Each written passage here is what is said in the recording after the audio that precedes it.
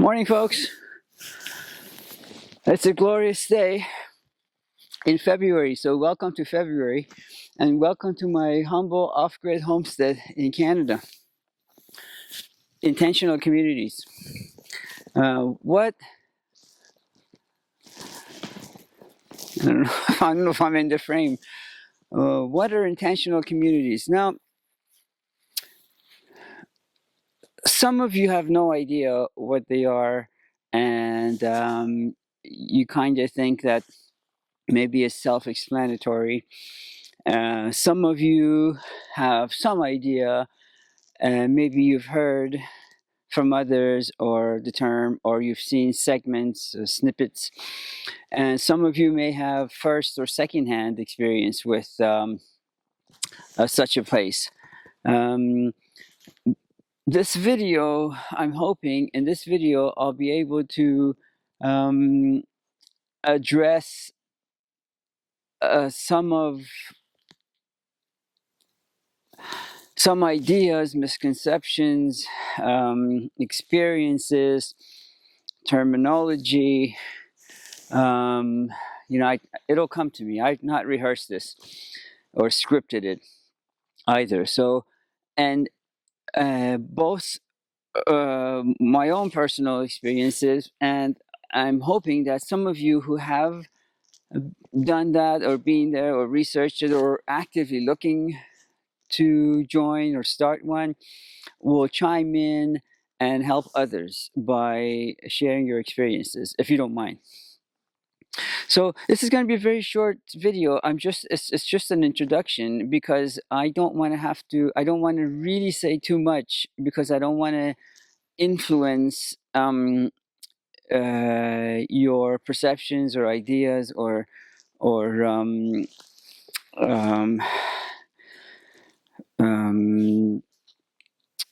what's the word I'm looking for? I don't know.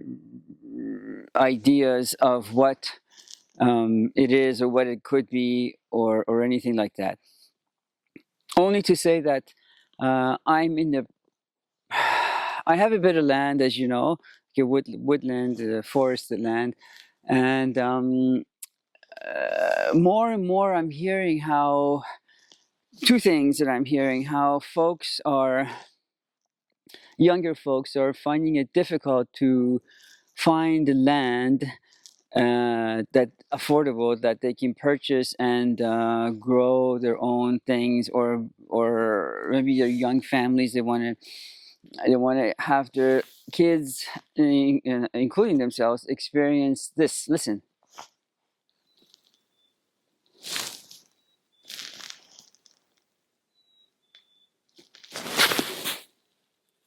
Peace and tranquility. Fresh air. And I'm actually grateful that I can do this today. Look, in another earlier video, I mentioned how we had 2 cold snaps back to back. And so for me to stand here minus, I don't know, 12, minus 8, to be talking to you, you can't even see my breath, can you? I don't think so. That's how beautiful it is. We're not used to this, and we're grateful for it. I'm grateful for a lot of things, and I'm easily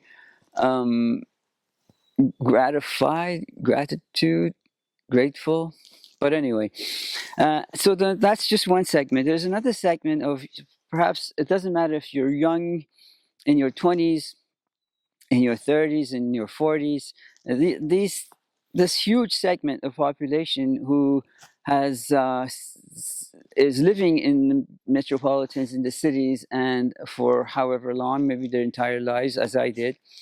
And they're disenchanted, they're disappointed, they're dismayed, whatever, of their current status quo, how life is, chasing after the mighty dollar, climbing the corporate ladder, dealing with the work policies, and neighbors they don't like, friends that they grew apart from, the food that's less than nutritious, air pollution, noise pollutions, all the distractions of the city that is constant. And I'm not just talking about because I said noise pollution, I'm not just talking about the sirens, but the car traffic that constantly going by, the humming and the loud pumping music, or the motorcycles or whatever. They just want this. Listen again, in case you missed it.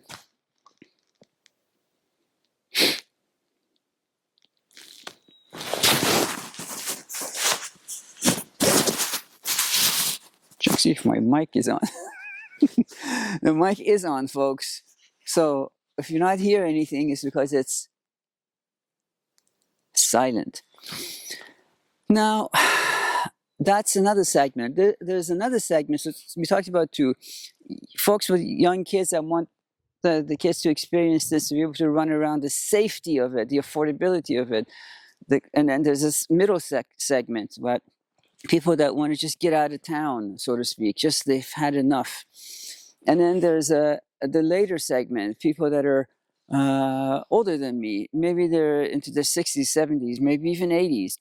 And they don't want to either live alone, or they're lonely and alone, or two different things. You could be in the city and even a large metropolitan and be alone because your neighbors you don't know or you don't like, and your kids have grown and are taking care of their own kids, and maybe they're in a different city or country altogether. No one really comes to visit you, and if they do, it's sort of they're getting paid there's like a government thing that it's like an obligatory to look after, to check up on you. It's not a friendship, is what I mean. And they're thinking, well, I would like to live somewhere where I can be close to my neighbors, close in proximity and close in relationships. And at the same time, if I need something, they're there to help me. And in all of these three cases, though, it has to be a symbiotic relationship. There's a give and there's a take. As an elder in the neighborhood once told me, in a community, you give more than you receive. So I'm not even talking about a 50-50, but it's 50-50 at minimum. You never take more than you give. So you give more than you take, but worst possible case, you take as much as you give. So these three segments were behind me deciding to possibly consider, don't stop writing to me like you want to move here kind of thing. It's a huge long process and screening and all that, which I will get into later. But for this particular video, I just want to ask you. Oh, before that, I was saying, so to share this land, sort of a land share or an intentional community. Now, I drafted this 10, 11 years ago, and since then, I've tweaked it a little bit, but it was mostly shelved, and because how's that saying go? We make plans and God laughs. Or another thing is, life happens when you're busy making plans. So it didn't happen. So it's been shelved for 10, 11 years since I drafted this idea of what I would like how I would like it to look like. So today is what I'm asking you. If you know, you don't know, you've heard, you haven't heard, what is your ideal community? Now, I don't mind you dreaming. It's okay to dream, but I also, more than that, I shouldn't say it's not a 50-50 thing. More than that, I would like you to be realistic in what an intentional community should look like, should feel like, should be like, who should be in it, projects, income, activities, all of these. Okay, so with that said, I'll leave you to it, and I hope to hear back from any of you in those three segments. And also, if you've never even heard of it, by accident you're coming across this video, think about it. And even if you have no intention of being here, sometimes the most realistic people are people that are not intending to live in an intentional community. These are people that find loopholes in things, find holes in ideas or plans and things. I like to hear from you too, because really, that's why I'm even here. I love brainstorming. I don't know everything. You might say I don't know anything. That's so true. But I like to know what I missed. Uh,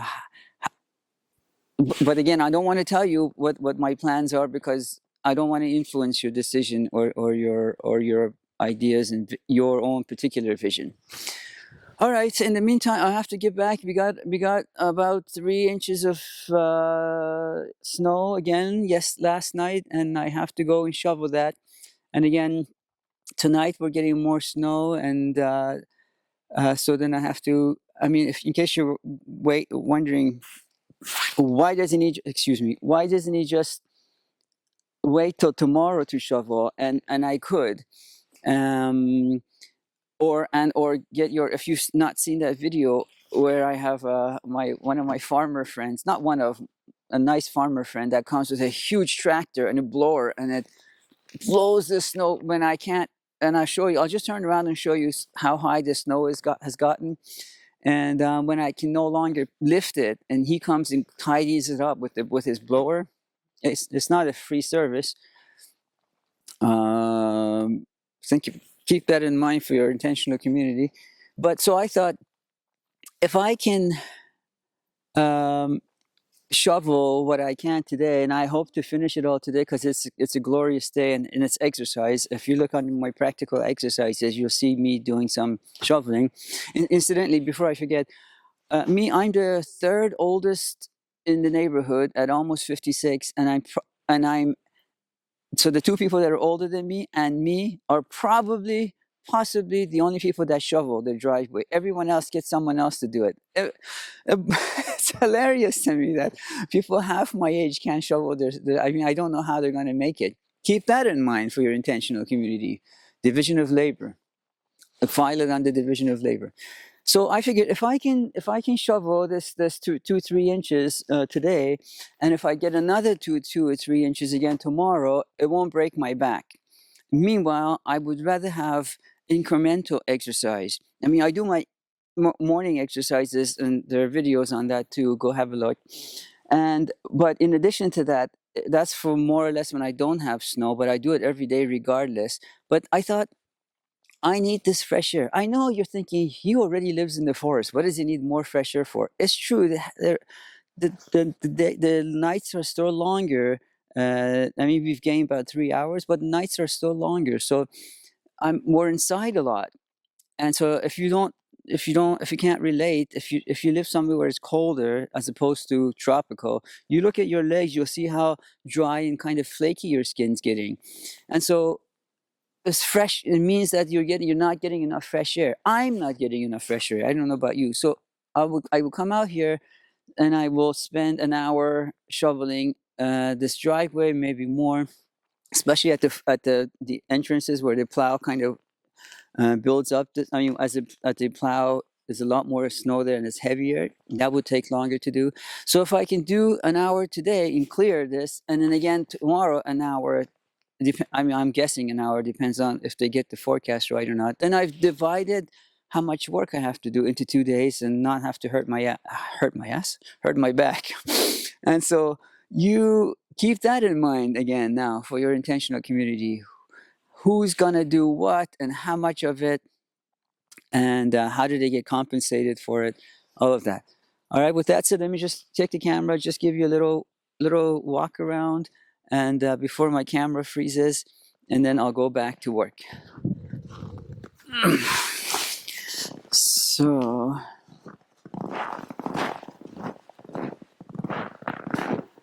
you can see how much I've done, just so I don't want to walk on the snow, because this is roughly my height. So this is maybe not, maybe 4 feet of, I'm not 4 feet, but that's at least 4 feet of snow right there. I'm like 5'4" on a good day when I wake up in the morning. It's true, you're taller in the morning. And if this is the car, front of the car, and that's higher than the hood of the car. And the car's on a bit of an elevation there too. So this is what I've been shoveling, you can see. when I said we got about 3 inches, maybe we got more than 3 inches. Maybe we got 4 inches. Yeah, I think we got more like 4 inches. So that's what I have to do. This driveway here, and it's a circular driveway, so it goes all the way around on the other side, and I got to do that. And there. All right. So, folks, Toby talk again. Think about what I said, and get back to me. Until then, think outside.